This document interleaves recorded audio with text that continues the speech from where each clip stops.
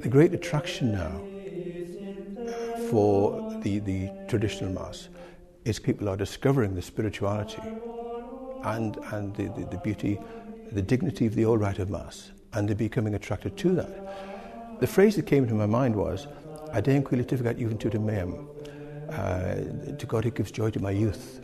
Here we have this wonderful Mass of antiquity, going back 1500 years and more. This ancient venerable rite, I think, as the Holy Father called it.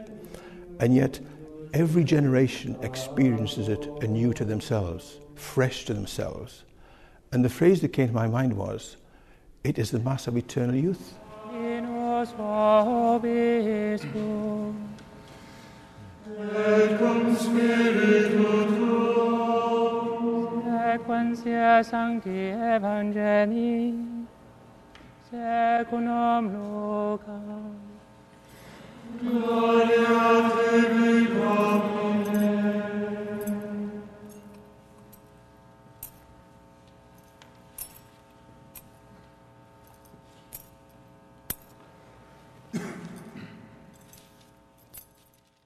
The purpose of spiritual direction in the seminary is that of discernment.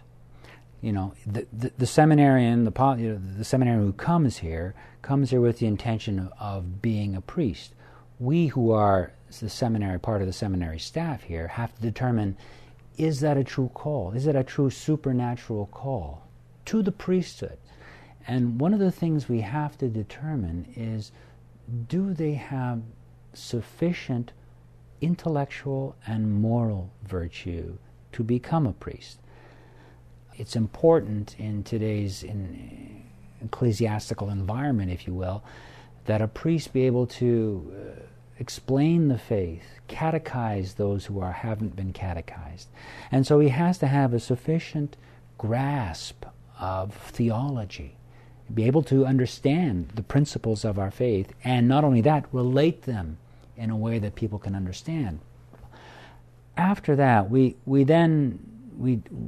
try to determine and discern, does the candidate have the necessary spiritual qualities, the spirit of sacrifice, the spirit of self-giving that is necessary to be called towards the priesthood.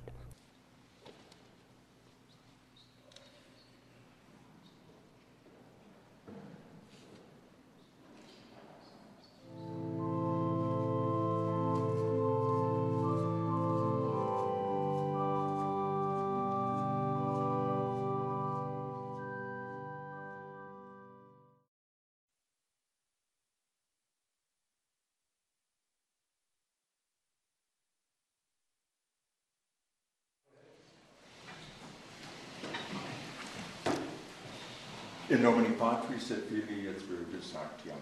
It's important as a priest to know how to think properly, which the philosophy teachers here do a very good job at providing us with good philosophy. And then they also go into the philosophies that are out there today that are off track with reality. And as a priest, it's important to know what other people are thinking these days and how they're in error. Nowadays, men live with so many contradictions in their own minds, and they don't seem to have a difficulty with that, in part because we have lost that art of reasoning. Sometimes we joke that the seminary is a bit of a bubble, and it is, but I think it's a bubble in a good sense, that it's a place where very clean air is breathed, and that clean air is not only in terms of the spiritual life, but also in terms of intellectually, where there is an understanding that there is such a thing as objective truth, and man is made to know and to seek that truth. Here at Our Lady of Guadalupe Seminary, as you may know, the Fraternity of St. Peter is very much committed to a Thomistic philosophical background. We have a larger academic program that goes beyond philosophy. And so by the time a seminarian completes his 7-year stint here, I feel very, very confident in saying they are as well educated as any young man educated anywhere on that planet. St. Thomas's theology, his philosophy, his theology, is the foundation of all that we study here. That foundation is very much part of the Church's patrimony. The Church has always commended St. Thomas to seminarians, continues to do so even to this day, because the Church has realised the solidity of St. Thomas's thought, because it is grounded in the way things are. It's grounded in the fathers of the Church. It's an education in truth. It is what, in 28 or 30 years of living in the world, being in the Marine Corps, and I went to the U.S. Naval Academy and got an engineering degree.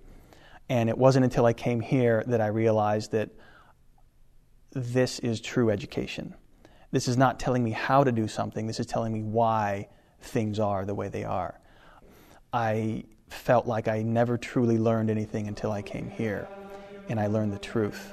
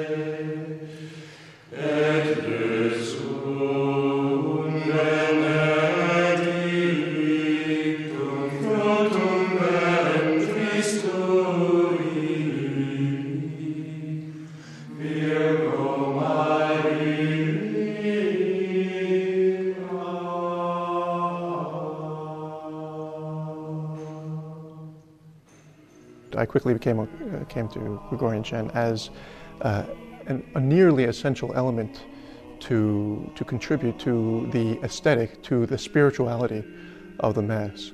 Here's a music that was developed in the Church over the course of centuries, not of musicians, not of practices and rehearsals, but of prayer.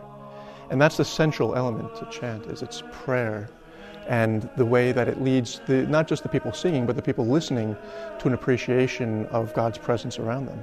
And especially when that takes place in the context of the liturgy, then all of a sudden you have this very powerful medium, music, at the service of prayer to lead people to the realities of the altar.